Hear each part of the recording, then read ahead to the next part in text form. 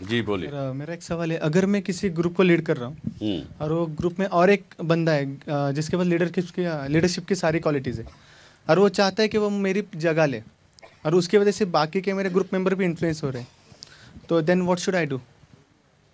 That's very good. You should as a good leader, आपको ज़रूर compete करना चाहिए, लेकिन अपने बॉस के पास जाके या जिसके पास भी जाके आपको कहना चाहिए कि there is another competent person better than me या इक्वलेंट ऑफ मी।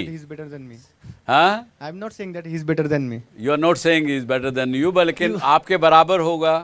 अच्छे लीडर की क्वालिटी जो है वो हमेशा ये होती है कि आप अपने आप को रिडंडेंट करें, अपनी जॉब के लिए दूसरे किसी को तैयार करें ताकि आप बेरोजगार हो जाएं एक बार फिर। बेरोजगार होना ज़रूरी है, ये तभी आप आगे बढ़ सकेंगे ज़िंदगी में। नहीं तो अगर आप किस चीज़ को पकड़ के बैठे रहेंगे तो आप आगे नहीं बढ़ पाएंगे। अच्छे लीडर की क्वालिटी और जस्ट क्वालिटी हम बात कर चुके हैं, लेकिन उनमें से एक और अच्छी क्वालिटी लीडर की रहती है कि वो हमेशा जो चीज़ सक्सेस होती है उसका श्रेय अपनी टीम को देता है, ब्लेम जब होता है तो वो अपने ऊपर लेता है।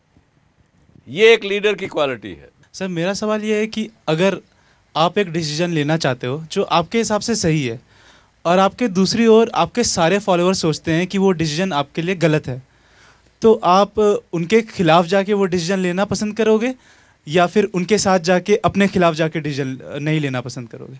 अगर आप अपना ठीक से लीडरशिप की प्रोसेस को फॉलो करें तो ये स्थिति आई, अगर आपको अपनी टीम के साथ बैठ के एक डायलॉग करना चाहिए। मैं इस बात के लिए बार बार कहता हूँ अपने शोज़ में कि संवाद करना, लोगों से बातचीत करना बहुत सी गलतफहमी दूर कर देता है। आपकी टीम हो सकता है वो सही हो, आप कन्विंस होइए कि नहीं ये लोग जो कह रहे हैं मेरे लिए ठीक नहीं है, मैं कन्विंस होके उनके मुताबिक डिसीजन लीजिए, या फिर आप उनको कन्विंस करिए कि नहीं आप जो लोग कह रहे हैं गलत कह रहे हैं, मैं जो कह रहा हूँ इस वजह से ठीक कह रहा हूँ। आपको एक्सप्लेन करना चाहिए, आपको बताना चाहिए कि मैं इस वजह से सही हूँ, या फिर ओपन माइंड से उनकी बात भी सुनिए। ये समस्या कब आती है? जब लीडर क्लोज माइंडेड हो जाए, वो ये सोचे कि नहीं मुझे सब कुछ ठीक आता है, मैं हूँ, मैं कह रहा हूँ वो सही है, दूसरे कहें माने या नहीं माने। उस स्थिति में तो वो लीडर कहीं ना कहीं फॉल करेगा, नीचे जाएगा, वो ही कैनॉट रिमेन। जैसा मैंने पहले कहा कि leader is always at the top, he will fall और ही शी विल फॉल, अगर ये एटीट्यूड रखेगा तो। If in a team there are two persons and both have the leadership quality and one is overcoming the other, so what should the earlier one should do? They should compete, they should talk to each other and say, they should say कि let us compete, let us, कोई ऐसा unethical काम ना करें, हम तुझे नीचे ना दिखाएं, गलत तरीके से नीचे ना दिखाएं। Let us have healthy competition and the best will win. Thank you sir. और इसके लिए तो मैं एक और बात भी कहता हूँ कि सक्सेसफुल आदमी के लिए अपने खुद के अगेंस्ट में बेंचमार्क करना ज़्यादा ज़रूरी है। अगर मैंने आज कुछ अचीव किया है तो मुझे अपने आप को ही कहना चाहिए कि मुझे इससे ज़्यादा बड़ा बेंचमार्क अचीव करना। Competing with self is much bigger competition than competing with others. I want to ask what is more important to be a good leader, performance, his own performance or performance of his subordinates? Performance, sum total of performance of everybody is his performance. उसके subordinate की performance ज़्यादा ज़रूरी है क्योंकि सबकी जो performance होगी वो खुद की होगी। लेकिन जहाँ लीडर अपने आप को परफॉर्मर अच्छा दिखाने की प्रयास करेगा, अपनी टीम से अगर वो compete करेगा तो वो अच्छा लीडर नहीं रह जाएगा। एक और दूसरे उदाहरण से समझें आप। मैं ये कहता हूँ, हमारे यहाँ एक टीवी चैनल है या एक न्यूज़पेपर है, उसका एडिटर है। टीवी चैनल में भी एडिटर होते हैं, न्यूज़ एडिटर होते हैं। जब वो किसी शो को खुद एंकर करने लगता है या एंकर करने लगती है तो वो बाकी चैनल को इग्नोर कर देते हैं, अपने शो के ऊपर लग जाते हैं। लेकिन जब लीडर खुद परफॉर्मर बन जाता है तो गलती करने के चांसेस बढ़ जाते हैं. Sir, being a good leader, how he gained commitment from his team? Because he is stimulating others. He is having a vision which people want to follow.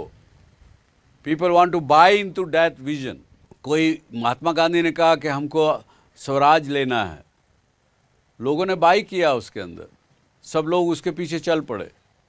Vision जो अपना बता सके लोगों को, लोग उनके पीछे तभी लगते हैं जब उसका विजन बाई करते.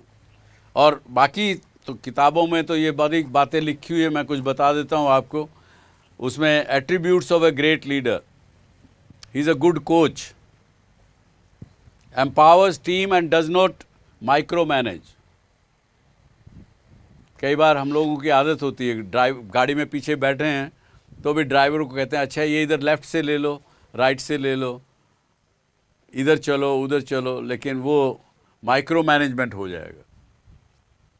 अगर आप फिर लेट हो गए किसी मीटिंग के लिए तो आप ड्राइवर को नहीं कह सकते भाई लेट हो गए. So one who doesn't micro manage expresses interest or concern for team members' success and their personal well-being, is productive and result-oriented. These are the attributes what has been written in the books, and I'm sure आप लोग भी पढ़ते होंगे इन चीज़ों को कि leadership की अगर आपका चैप्टर यहाँ चल रहा है तो उसके अंदर ये एट्रीब्यूट्स होने चाहिए. Helps with career development of the others. Has a clear vision or strategy for the team, has important technical skill that helps him or her advise the team, should be capable, should be having technical capabilities to advise and lead the team. So ये कुछ attributes हैं एक अच्छे leader के.